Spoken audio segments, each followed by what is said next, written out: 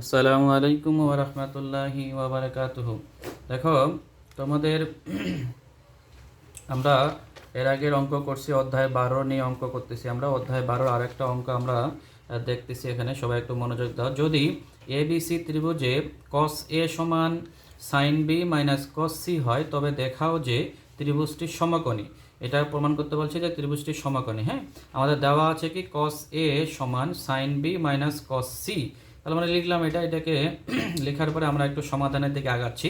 এই যে minus cos সিটাকে এদিকে সমান সমানের বামে নিয়ে আসলাম, তাহলে প্লাস হলো, সাইন বি ডান দিকে থাকলো, cos এ থাকলো, cos সিটাকে আমরা একটু ভাঙাচ্ছি কীভাবে দেখো। আমরা জানি a plus B plus C সমান সমান 180 ডিগ্রি।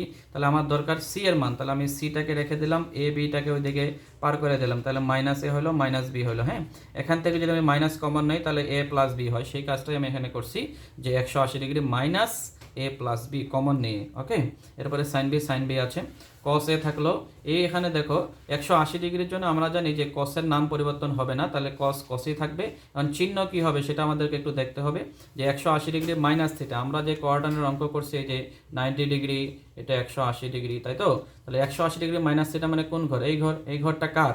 এই ঘরটা হচ্ছে সাইন এবং কসেকের ঘর, তাই তো। সাইন এবং কসেকের ঘর যেহেতু এটা, কিন্তু আমার এখানে আছে কে? কস আছে, তাহলে সে তো ওই ঘরে নেগেটিভ, এই জন্য তার চিহ্ন কি হলো? নেগেটিভ হলো। আমরা এগুলো অলরেডি অনেক ভালোভাবে অঙ্কগুলো করছি। যার ঘর সে পজিটিভ, অন্য কেউ ওই ঘরে নেগেটিভ। যার ঘর সে পজিটিভ, অন্য কেউ ওই ঘরে নেগেটিভ। তাহলে ঘরটা যেহেতু সাইন এবং কসেকের, সেহেতু এখানে আসে হলো কস, তাহলে সে নেগেটিভ, এই জন্য মাইনাস চিহ্ন বসলো। ওকে, কস বসলো, আর এখানে থিটাটা বসে গেল এ প্লাস বি, আর এখানে সাইন বি। এরপরে দেখো আমরা এখানে কি করলাম, এখানে আরেকটা কাজ করছি। দেখো, এই যে cos c minus cos d আকারে আছে, cos c minus cos d, এটাকে আমরা d ধরে নিচ্ছি। হ্যাঁ, এটাকে d ধরে নিচ্ছি। তাহলে cos c minus cos d সূত্র কি আমরা জানি?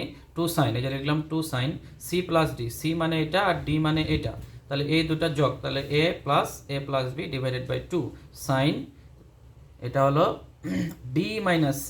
তাহলে d কত? d হচ্ছে d হচ্ছে আমার a প্লাস বি, এটা হলো d মাইনাস সি মানে কত? আমার a, তাহলে a বিয়োগ করলে কত হয়? a কাটা যায়, শুধু থাকে b ডিভাইডেড বাই 2, তাই তো। তাহলে এই যে b বাই 2। ওকে, এইদিকে আছে কি, এইদিকে যে সাইন বি ছিল এটাকে আমরা একটু এই টেকনিকে লিখছি যে 2 ইন্টু বি বাই 2, 2 কাটা গেলে আগেরটাই থাকে। কেন লিখছি? সাইন 2 থিটা, এটাকে আমরা থিটা হিসেবে চিন্তা করব সূত্র ফেলানোর জন্য। হ্যাঁ, এই জন্য লিখছি। তাহলে এই দিকের সাইন 2 থিটার সূত্র 2 সাইন থিটা কস থিটা বসালাম, এই 2 আর এই 2 কেটে দিলাম, থাকলো কি এইদিকে সাইন, এদিকে আছে হলো সাইন বি বাই 2 কেটে দিছি, এখানে থাকলো তাহলে কি সাইন। এইদিকে যে দেখো 2a প্লাস বি বাই 2 আছে, এটাকে একটু কাটাকাটি করছি, 2 কেটে যায়, শুধু a থাকে প্লাস বি বাই 2 থাকে, এই যে a প্লাস বি বাই 2, আর এখানে থাকে কি cos b বাই 2। তাহলে এখানে sine a plus B by 2 থাকলো, cos এই যে b বাই 2, এই অংশটা একটু খেয়াল করো। আমরা জানি যে আমরা এভাবে আকারে লিখতে পারি যে সাইন 90 ডিগ্রি মাইনাস থিটা, 90 ডিগ্রির জন্য সাইনটা চেঞ্জ হয়, নামের পরিবর্তন হবে কি cos, আর 90 ডিগ্রি মাইনাস থিটা কার ঘর? এই যে অল প্লাসের ঘর, অল প্লাস, এখানে চিহ্ন নিয়ে কোনো চিন্তা নেই, থিটার মান বসে দিলাম, তাহলে cos থিটা। তাহলে cos থিটাকে আমরা কি আকারে লিখতে পারি? সাইন 90 ডিগ্রি মাইনাস থিটা আকারে লিখতে পারি। তাই করছি sine 90 degree minus theta, theta মানে কি বি বাই 2।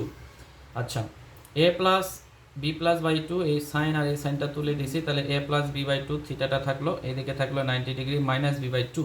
এরপরে এ প্লাস বি বাই 2 থাকলো, প্লাস এই অংশটাকে মাইনাসের অংশটা এদিকে নিয়ে আসলাম, প্লাস হয়ে গেল। এরপরে এটাকে লসাগু করছি, লসাগু করে এটা আসছে, অথবা যদি সংক্ষেপে বোঝার চেষ্টা করো যে এটা অর্ধেক, এটা অর্ধেক মিলে কি হয়ে গেল? ফুল হয়ে গেল, এই যে হলো টোটাল বি, অথবা লসাগু করে তোমরা বসাবা, ঠিক আছে। তাহলে a প্লাস বি সমান 90 ডিগ্রি। তাহলে a প্লাস বি, দুইটা কোণের মান কত আসছে? 90 ডিগ্রি আসছে। তো দুইটা কোণ, একটা ত্রিভুজের 3টা কোণ মিলে 180 ডিগ্রি হয়, তো দুইটা কোণ মিলে যদি 90 ডিগ্রি হয়, আরেকটা যে সি কোণ আছে, সেই সি কোণটা তাহলে একাই 90 ডিগ্রি। তাহলে সি কোণ যদি একাই 90 ডিগ্রি হয়, তাহলে একটা কোণ সমকোণ হলো, তাহলে এবিসি একটি সমকোণী ত্রিভুজ। ওকে, আশা রাখি ইনশাল্লাহ বুঝতে পারছো। না বুঝতে পারলেও বারবার টেনে একটু দেখার চেষ্টা করবা। আল্লাহ হাফেজ।